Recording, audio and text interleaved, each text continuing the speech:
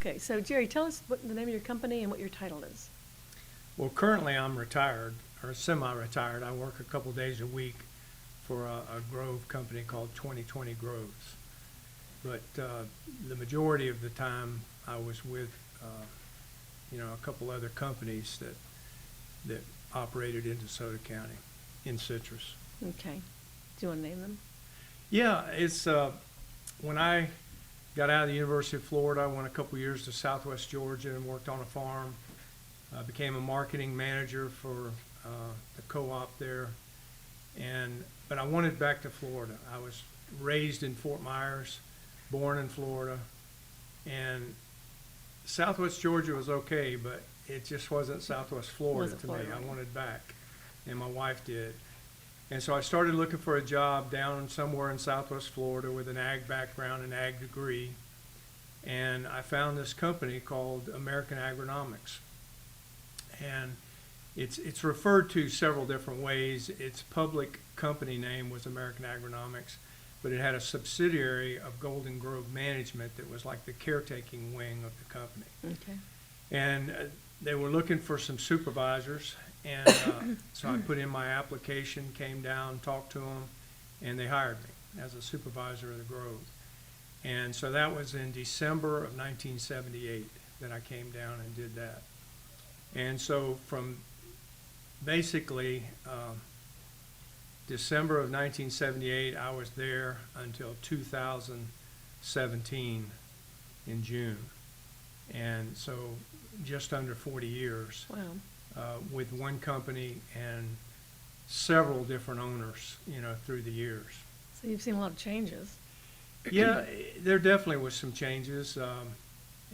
Like I said, initially it was American Agronomics that was the eastern part of DeSoto County, what we'd call the prairie of DeSoto County. And it was under a very unusual plan that it was developed. And they referred to it at the time when I was being interviewed as the largest grove in the world, the largest contiguous grove in the world. And I just thought that was impossible, here in DeSoto County. But boy, the first time you go out there and ride in it and realize it's basically more than a township, and that the earth curves, within that grove, because once you get 7 miles, like you're out on the water, there's a curvature. That's how big that grove is. And how many acres is that? Well, it was, I want to say it was over 36 sections, 42 sections total was the property, and then the grove was more like about 36 sections. And, all told, back then the grove acreage was like 22,000, something like that. Oh my gosh.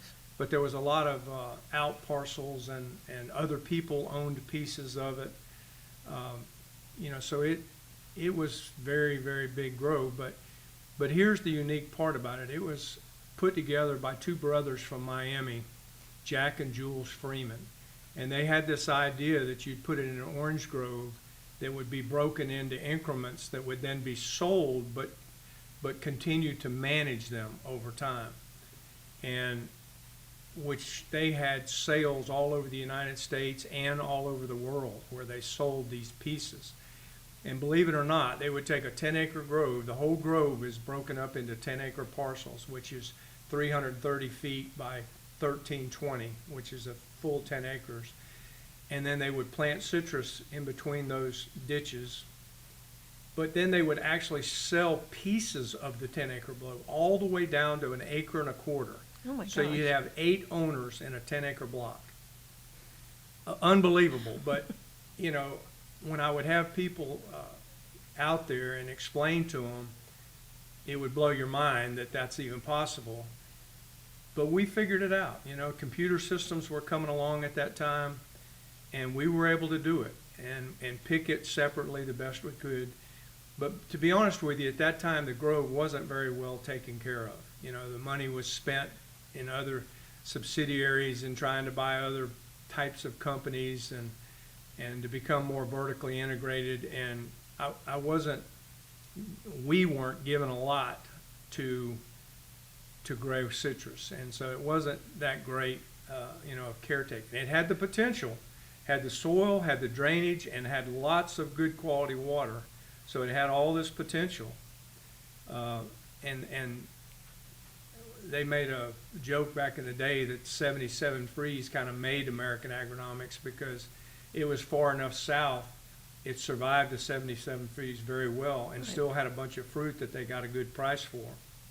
So they were taking that money and spending other places.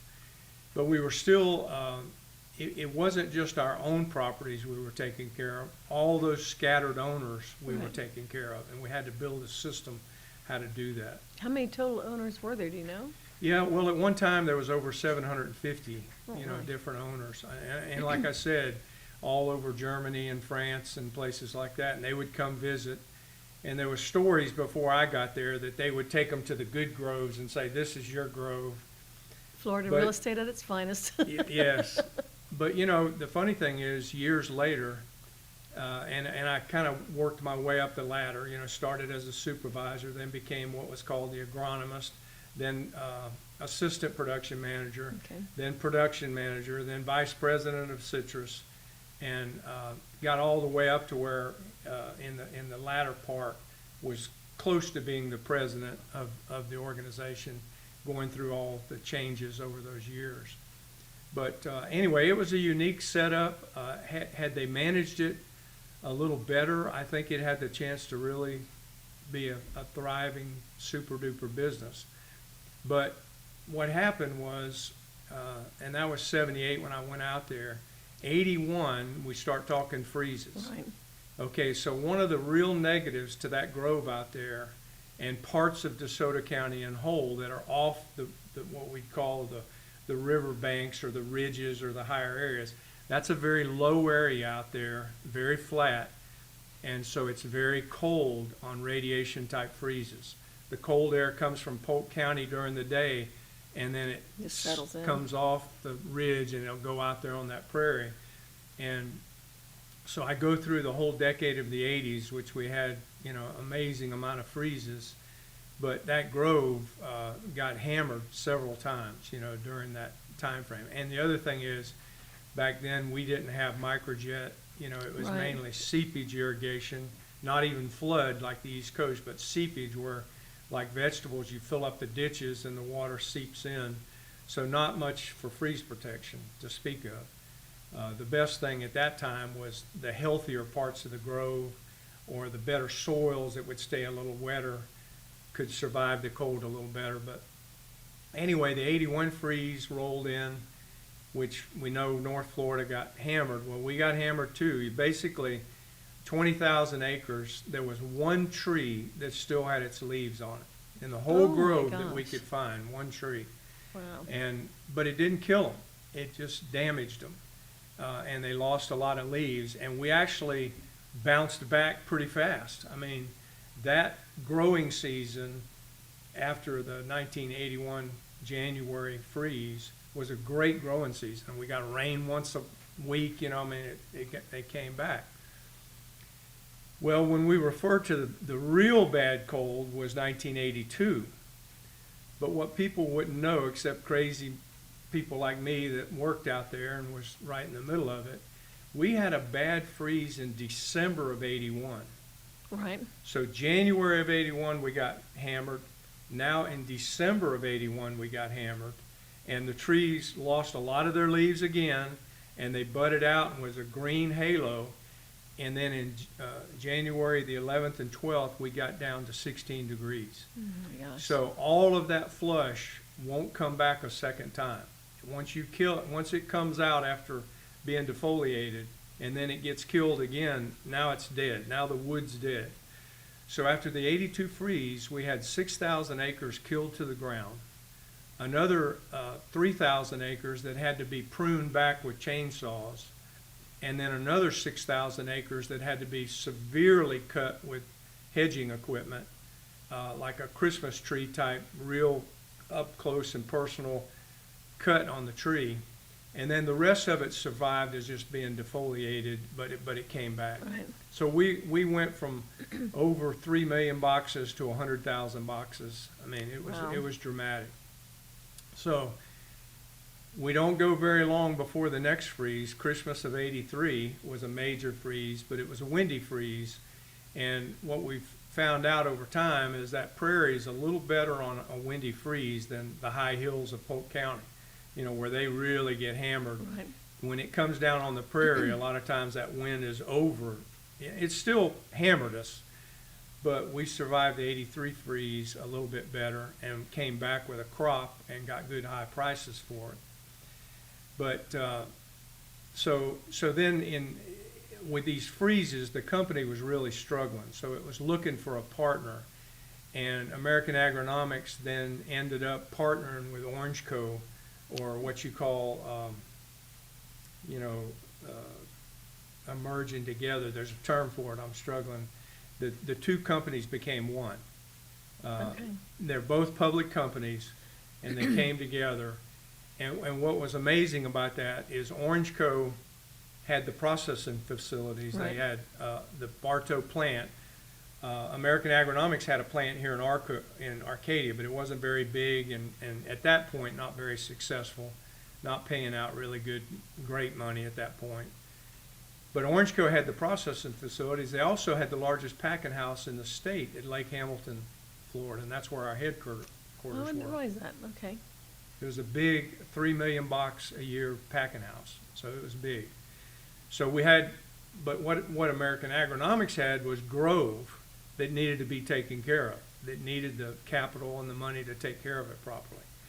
So the marriage was actually a pretty good marriage, and the guy that put it together and ended up heading it up was a stock guy out of Detroit that actually was one of the original computer traders on the New York Stock Exchange. Really?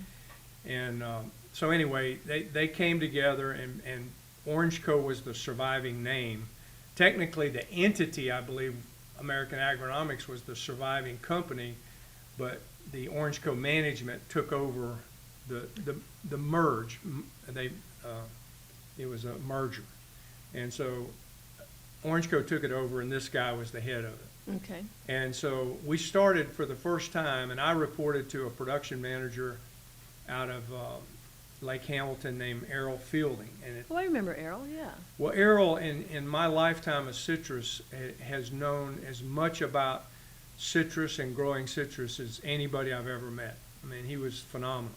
Was Orange Co. part of Ben Hill Griffin at that time, or did I'm getting to, Okay, to sorry. Ben Hill. You know, it's so that company came together, and it lasted until like 85, 86. Mm-hmm. But now, again, they needed to do something, you know, at that point because these freezes, you know, kept Right. hammering. So anyway, Orange Co. stays as Orange Co. up until 1992, but we still had the freeze of '83, we had '85, and then of course '89, and then some of the other groves that we had in other counties were actually hit in '86. I mean, every year we had major freezes. Well, categorized as major, 5 of them, but there were some other ones in between.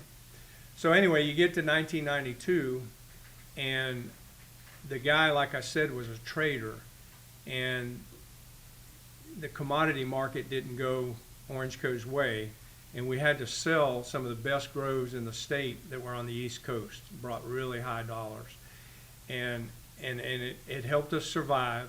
Who'd they sell to? Ben Hill Griffin That- came in then in 1992 and bought the majority of the stock. It was a public company. And so Ben Hill Griffin, that was in May of '92, he came in. And now, for the first time since I had been with the company, we really had the money to do the right things in terms of taking care of growth. Wow. With herbiciding and fertilizing and spraying, but as importantly as anything, converting over to microjet irrigation. And, you know, using a citrus caretaking program that is good as anybody in the state. And one of the best ways to survive cold weather is a healthy tree Right. that has a thick foliage on it, so it's like an umbrella and keeps it warm. So now Ben Hill's got the company, and he starts putting in capital. We start buying back these grove owners all along. Now Ben Hill started that process of trying to fill in the holes and buy these grove owners all over the world. And we shrunk that number down considerably. And the other thing that happened is some of those groves that were killed back in the 80s had never been planted back. So as we went in and put in the irrigation, we also rehabilitated all those acres and started planting new groves on nice beds, double row beds, and put irrigation. We couldn't, didn't have the water at the time to be able to run all of it at one time, but we could run a big chunk of it, and especially the cold pockets. So how long did that rehab take you? That's a lot of. Well, it literally, when Ben Hill bought the company in 92 and sold it in 99, that whole time we were buying and increasing irrigation and planting in. Okay. But the first 2 or 3 years was a major push on it. For instance, Ben Hill, when he came in May, he put an order on us, the production people, that he wanted, 200,000 trees planted by October. Wow. And basically I got busy, contacted every nurseryman in the state, every planter in the state. There was times out there when we were cleaning up a lot of that freeze stuff. We had started some of the rehab of blocks, but it was a huge program. Absolutely. And that year in September, we had some of the most rain that I had ever seen in Southwest Florida. I mean, I can't remember the total numbers, but I know we had 10 inches within a couple days, and then it ended up being about 20 inches that month. And so we shut the planting down during that period, and we still, when October rolled around, we had planted 225,000 trees. And what year was that? That was 1992. Wow. And so it was quite a project that we did, but we continued up until Ben Hill sold it. And what Ben Hill showed the industry was that property out there was a good piece of property. It just never had, the dollars and capital put into it that it needed to have. And at the same time, we're employing a lot of people in the county, Right. where Ben Hill was good about selling. It didn't just all go to Orange Coast Processing Plant. He would deal with other people. And I called him the godfather of South Florida, of Central Florida, because we had many irrigation people out there. He'd give some of them a piece of it, and he said, hey, we want them to stay in business. It's important that they're in business, and then they'll compete with these other guys. And he did things like that all the time, that you'd say, well, maybe that didn't make you all the money, but the good it did for the community and his employees, and he was fantastic to work for. I don't know when anybody's ever heard or not, but he treated me and the employees out there like gold. Was this junior or the third? This was the third. The third, right? Yeah. Okay. And eventually started to gravitate towards Hill a little bit, but really it was the third. And he had a right-hand man named Royce Godwin. I remember Royce too. That Yeah. Royce has been around forever, and it's just one of those amazing things that a guy that's 50 years older than you become close friends. Not like a father complex or brother, just friends, but a huge difference. And so that made my life so much easier to have somebody like him. And then Ben Hill, to me, was a great leader, and our team that he had assembled, did really well. Things like Valencia on Swingle, on really good soil. These blocks started just doing amazing. I'd hear about other people in DeSoto County, the Charlie Harrisons, Right. you talk to, and the Turners, and all these people producing 700, 800, maybe 1,000 boxes an acre, and I'd say that's not possible. Well, sure enough, we plant trees out there, put microjet, good drainage, good soil, good everything, and we picked 800 boxes an acre. Oh my gosh. in our better blocks. Now you can't say that across the whole grove. Right. But we did pick out, well over 400 boxes an acre on 20,000 acres, which I had had people tell me that had never happened with even the big groves on the East Coast and different places. You'd have areas that might pick 800, but you had these over here that were 200. Right. So Ben Hill, and maybe never know the whole reason, but, decided to sell Orange Co. Had some family issues. You know how most families, when they get bigger like that, when you have to split it off and all to take care of family members. So about 99, he put it on the market.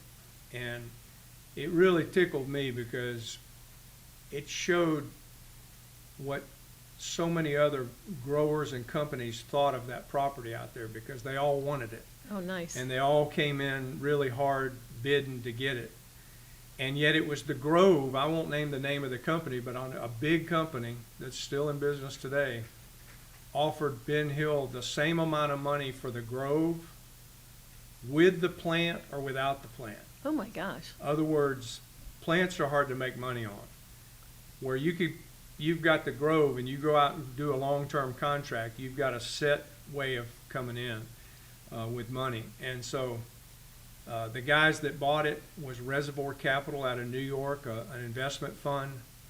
Guys from Texas. I mean, you picture New York City and all, but they went to Texas and school in Georgia, and great guys, super, super smart guys. But they had a connection with CCLP and Robert Underbrink. And so even though they bought the company, they then hired CCLP to manage Orange Co. And I had a dotted line to New York, and then of course to Robert Underbrink with CCLP, which I really loved. I mean, CCLP was big time citrus business guys that were good at what they did and good growers. And so anyway, that was a fun 2 years to work together with them.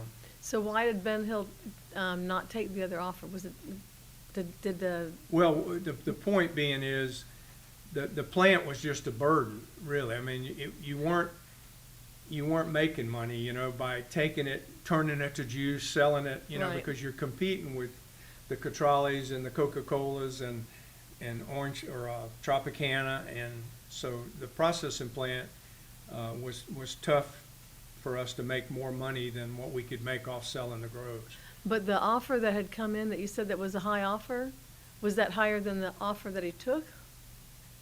No. Oh, no, okay, no. okay, I'm gonna No, wanna make I'm sure it just was... saying they all wanted that grove out Okay. there, and it because of its production. And Right. the sad part of the story is Ben Hill didn't really get to harvest the fruits of what he had put in, because after he sold it in '99, then we really started picking out some big numbers, and we had wow. a set contract. And the other thing they sold, I think for $22 million, was the marketing brands that Orange Co. had. A dairy company, Squeeza, I think it was, bought it. I don't Bluebird, Citrus, all these brands they had. And they sold that off. They sold the plant off for a big chunk, and then left with this grove that had a great contract and was picking amazing amounts of fruit. So the New York guys just hit a gold mine. Right. But they didn't keep it very long, because they educated me on some of the hedge fund type stuff. You can't really go out and sell on a prospectus that you can return this amount of money. You got to prove it, So they had a coal mine in Colorado and an Orange Grove owned Orange Co. And they sold them and made huge percentage profit money for what they put in. Now they got something to sell, so their fund went from 300 million to 2 billion, or some crazy number anyway, by being able to sell it. Because I teased them later that, man, you guys sold too early, and they're like, no, we sold at the right time, because it pushed their fund then. And then the buyers was the Collier family, one of the Collier families, and it was Collier Enterprises that basically bought Orange Co. And they were partners with CCLP, and somehow that broke up, and they went their different way and bought Orange Co. And then they held Orange Co. for quite a while, and ultimately ended up selling it. The next company that came in was Alico. Okay. And Alico was a Ben Hill Griffin company that was a public company, but Ben Hill, his family got involved in it, and then they sold out to some New York guys, and again, it was a public company. And then they took Alico and bought Maxey Corporation with the Wilsons, bought those groves around Frostproof in Central Florida, and then came and bought Orange Cove. And so now Alico has all those groves. Plus Alico had some amazing big good groves themselves. You know, Polk County, Right. Collier County, different places. They had some great groves. So you put those three good grove companies together, now you have Alico that still owns and manages that property. And it's back when, you know, Greening came in, you know, literally started managing for Greening in 2006. That grove, you know, weathered the storm better than most groves did. It just had the soil and the condition, and if you'll continue to pump the right money in the right place, the groves have survived Greening. Now that goes back, you know, from that time for a decade, but now, as we all know, it's gotten tougher even to keep those groves in good condition. However, that big grove is still operational by Alico, and you know, has some pretty amazing looking stuff still. Is it still the same size? No, no, it's not completely. There's some other owners that got in there that started buying some of these other grove owners that were there. Okay. Other citrus guys bought these groves, and Alico has bought back some of them, and we had bought back some with the Colliers. But it's not over 20,000 acres anymore. I don't know what it is today, but it's still, you know, north of 15, and they do a good job. I mean, I retired, just wanted to back off some back in June of 17, but it's surviving. And was that originally called the Joshua Creek Grove, or what was it? It's called Joshua, Joshua. the Joshua Grove. And was that based because of the Joshua Creek, or what? Yes, and there was I don't know about a settlement or anything, but there was a house out there and some other areas that was always referred to as Joshua, and so that name stuck. And you know, the two brothers that I talked about, they actually started in Charlotte County, put their second project in Lee County, and this was their third project that started in '68. It took 4 years to plant it, 68 to 72. And they took every tree available in the state for years. And so there was, like, for instance, Carrizo. You know, there wasn't a lot of big plantings of Carrizo, but they took all they could get and plant. And we had several sections of land that was Valencia Carrizo or Hamlin Carrizo, you know, because they took everything they could to plant. But one of the keys to it, too, is water. And it's just such a blessing that grove had good quality water, not heavy salt. And yet you have bubbles that Lake Placid or even north, you know, towards Sebring, there's areas in there that have salt north of or further away from the coast than that grove does. I did not realize that. That grove has some amazing good quality water, and boy, that makes a difference. The first well that we ever drilled to put in microjet for the first time, it was going to do about 230 acres. The well driller got down to about 540 feet and hit an abyss, a giant hole. It made me nervous to stand on it, even though I had a rock layer underneath me 500 feet. We've seen the sinkholes, yeah. But he went down and scoped it, and literally, once it got to that opening, it was just this big cavern. I thought we'd see some bones or some relics at the bottom. We got to the bottom of it, and you know, there's this huge gap, but it just showed you. And the other thing, the water was pretty warm, so it meant it came from a long ways down, or I want to say it was like 84 degrees or something when it came out. But that was an amazing part of that. And the drainage in the old days was pretty shaky, but we worked deals with the surrounding landowners and really improved the drainage, and you know, made it like it was supposed to be and cared for. So you had good water, you had good drainage, and most citrus guys you talk to, if you said what's the most important, water on, water off. You know, if you can do those two things, You can make quality everything else water work. on, you know, water off. If you can do those things, you can grow pretty darn good citrus, and that grove kind of proved it, you know, where, you know, I'd have people joke with me about that crazy grove, it wasn't any good, you know, and I'm like, well, it just hadn't had its the right things put on it yet. It hasn't had the enough money to do TLC it needed. That's exactly right. And once it did, it really flourished. But, DeSoto County, it's got such a great heritage with citrus. And, I think about a gentleman that my dad knew that, I'm 12 years old. He's 82 years ago. I don't know the math of that. But he went through the 1894-95 freeze. Oh, my gosh. And see, think about that for a minute, 94, 95. Well, it's the same winter. 94 freeze was in December, 95 was in February. So just what we went through in 2002, that's what happened back with the big famous freeze. Cycles. It blooms out and then you get a freeze, it doesn't come the second time. Well, his dad took his family in a covered wagon from north of Orlando, came down through Nocatee, DeSoto County, and he was looking for the first green citrus tree, and he was going to put up, a stake for his house.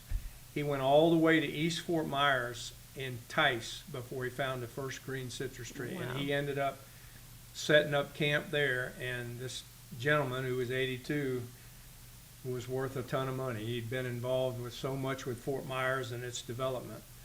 But it tickled me that I remembered that being 12 years old and hearing that story, and then us going through the same type of freeze event that Exactly. if we could have picked up and gone south, we would have too. But so anyway, it's just got a great heritage, and the people have been so friendly. I was a newcomer that kind of came in, nobody knew who I was, but over time with the Turner and the Harrisons and Right.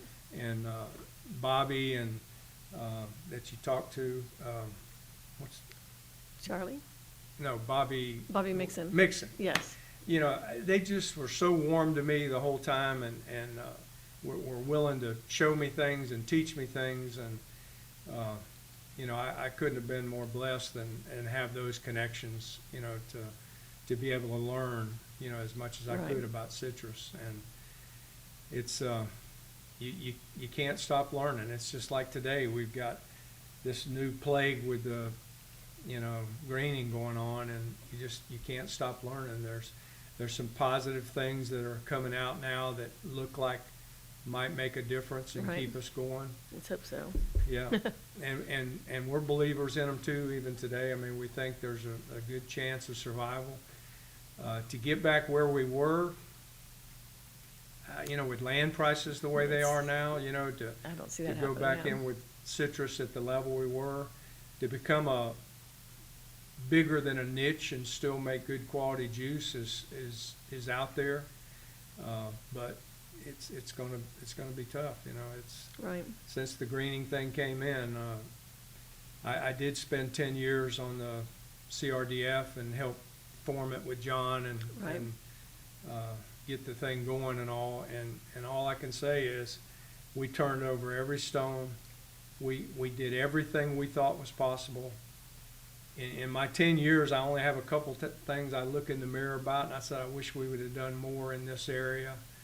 But that's overdoing 1,000 plus things. I tell people, 1,000 or more of the smartest people on the planet Still with $1 haven't found billion, anything, and we still don't have a good answer. But AIDS has spent $100 billion and several million people, and they don't have an answer. Right. And it's a virus versus a bacteria, a million differences. But it just shows you how sometimes nature has got one up on us, and we can't figure it out. But I think we're going to make it, but it's going to be tough, and we're going to have a few people willing to stay out there on the limb. Well, let's hope they do, because otherwise it's, a lot of families by the wayside. Well, what is, it humbled me with the whole deal going back to 2006 was Florida used to be a major pineapple producer, maybe the biggest in the country. And we don't grow pineapples in Florida anymore. Not at all. They got a disease and wiped it out, and they couldn't figure out how to do it. So that scared me, I think it was Steve Garnsey with the USDA at the first meeting of HLB. He looked at a room full of packed people and said, canker is like a bad cold or pneumonia. Greening is like liver cancer. Oh, man. And so for myself and a lot of people sitting in that room have never forgot that. And that's why we jumped in there and tried to do everything we could, because when he said that, we're like, wow, that's pretty tough. That is tough. And so, I mean, I'm hoping this injection is going to work. At But least, that's- again, it's probably not the total answer, but it's. It's a stopgap measure. It's Yeah. keep us going, Yeah. definitely. We gotta get that, not just volume, but quality, we've gotta Right. get it back. And, there's some people really still hanging in there, and fortunately, I'm with some of them, working with them today and in today's time, and, trying to beat it. Well, that's good news. So hopefully something will come on down the pike. But it's been, 15 years now that they've been working on it? Yeah, it came in 2005.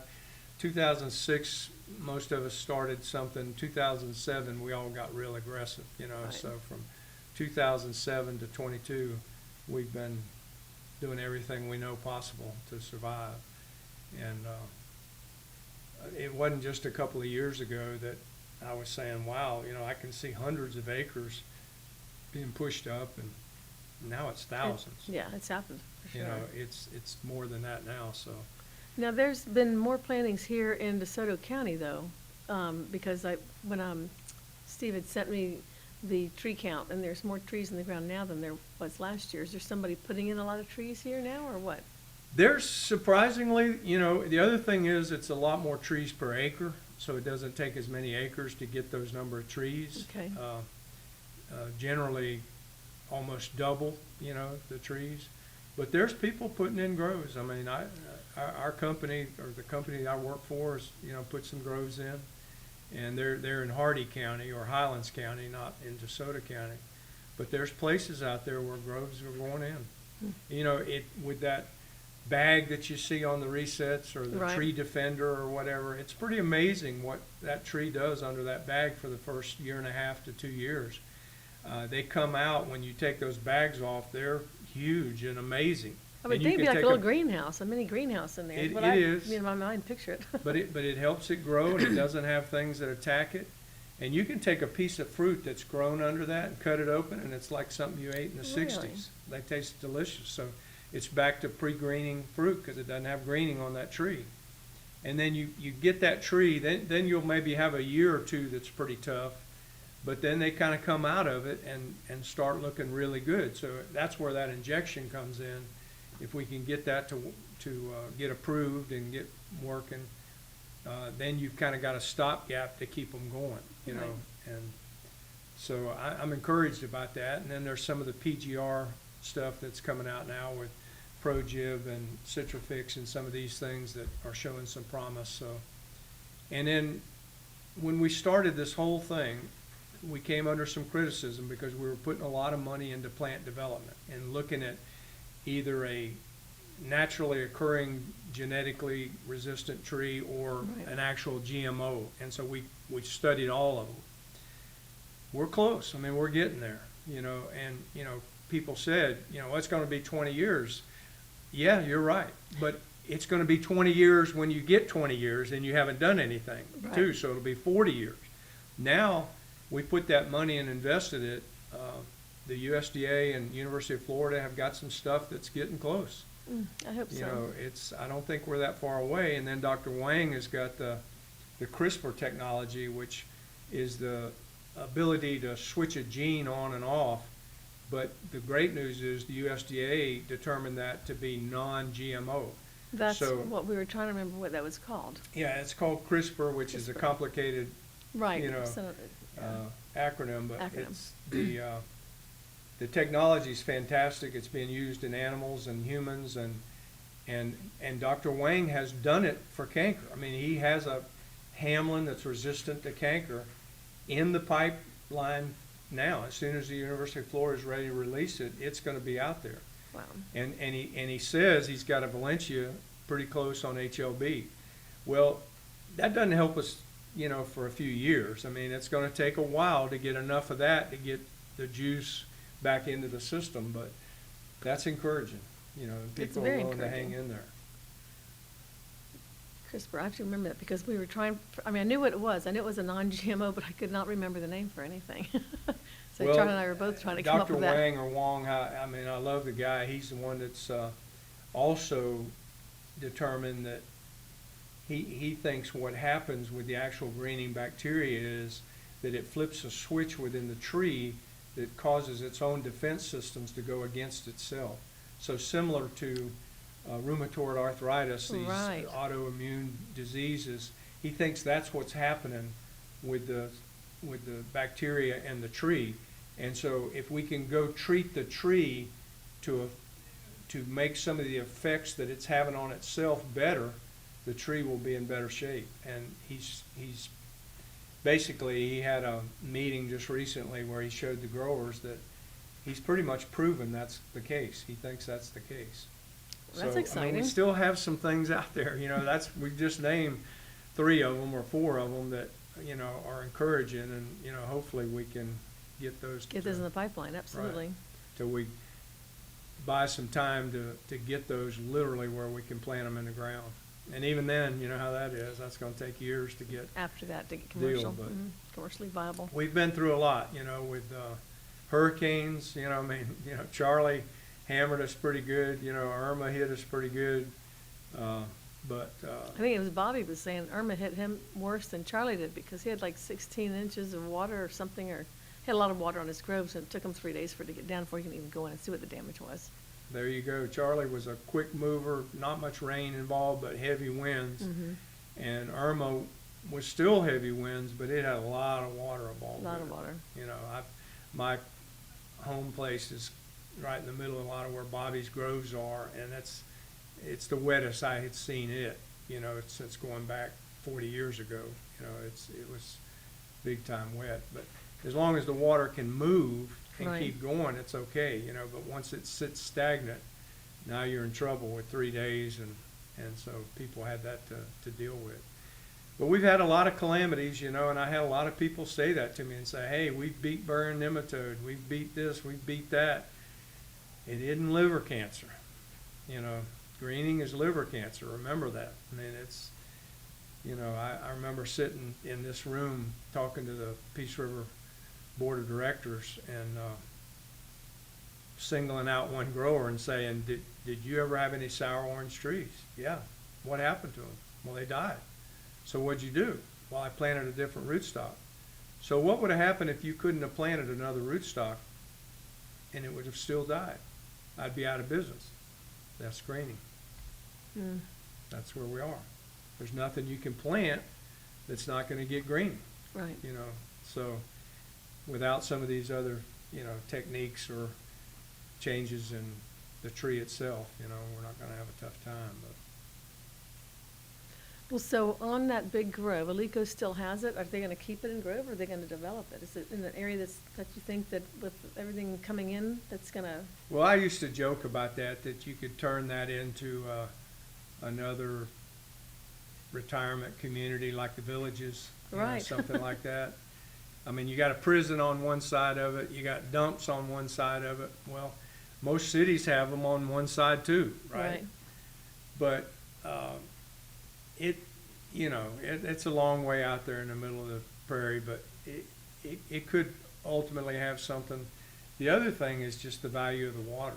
You know, that's such good quality water, and you know, people, you know, have a hard time with water in places, even in Florida, which is amazing to me. You know, yes. I mean, California gets 7 inches of water, or Israel, and they store it all and they save every drop of it. We get 55 inches a year and have the Peace River and all these rivers running through us, you know, and yet we're struggling for water. It tells me we're not doing a very good management job of water. And all we're trying to do is save it, and you can't do this and can't do that. And I'm like, man, I don't kind of get that, you know. Well, just the stuff that you let out of Lake Okeechobee, then, I mean, I've been living in West Palm for a long time now, and when that stuff comes out of Lake Okeechobee, it's affecting everything. Yeah. It's not, I don't care what they tell you, it's not good. But you know, that's been happening. I grew up in Fort Myers, like I said, and so you literally go back 50 to 60 years ago.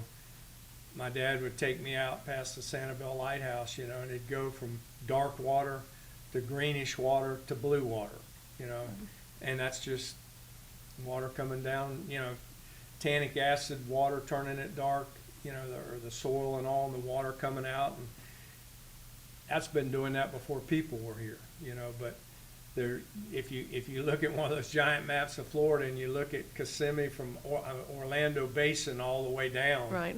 you know, and then you see Davie comes way out into the glades, and there's a lot of changes, you know, too. But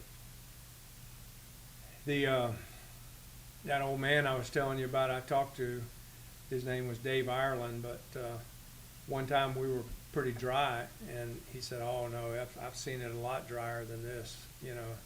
And I'm like, "You have?" And I said, "This is like record." And he goes, "No, no, it was so dry that we'd have to go in the deepest, darkest cypress head we could find, dig for days, and then take cheesecloth and put where the water, when it come up, would be halfway clean, and then run the cattle through there to drink it."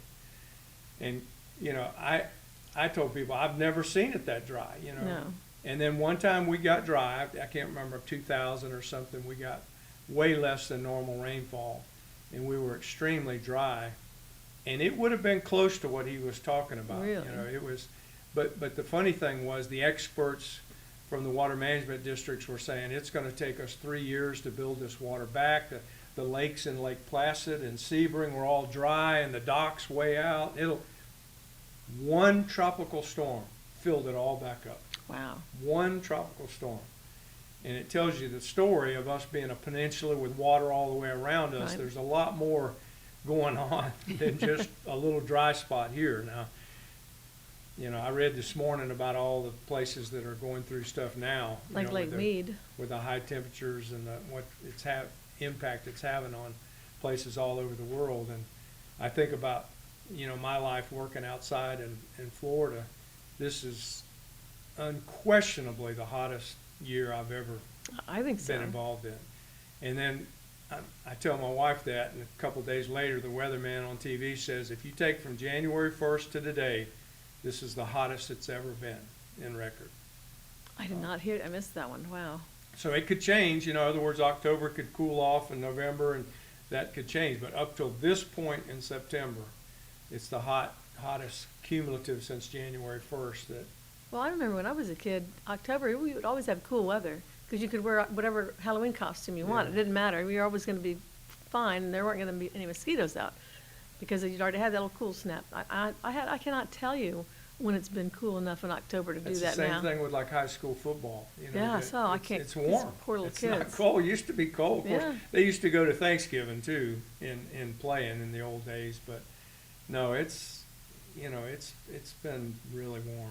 I mean, I feel for them out there just practicing in pads and everything in August. I mean, August in Florida, that's not Well, right. it's just like this year, just what you're saying, and we went through a period without a lot of rain, so you're having these just unbelievably hot days late into the day. You know, Yeah. there they are out there practicing, and it's having an impact on the groves. I think our grove that I'm helping managing now is looking pretty good right now because that bacteria doesn't like heat.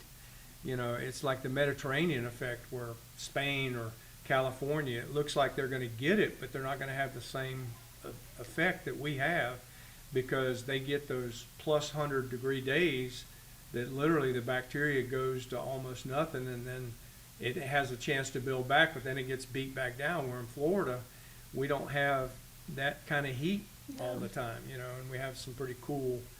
So, you know, it hammers our kind of climate and like what Brazil has, but you know, there's some climates that don't have it. But anyway, we've been really hot this summer. The growths look pretty good.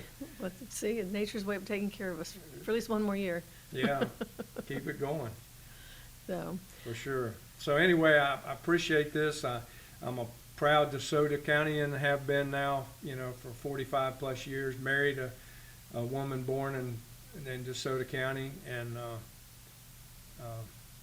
I appreciate what you're doing because it's been a special place and a special industry in this place, and I'm proud to be a part of it. well, I sure appreciate you coming out and talking to us about it. Thank you. You're welcome.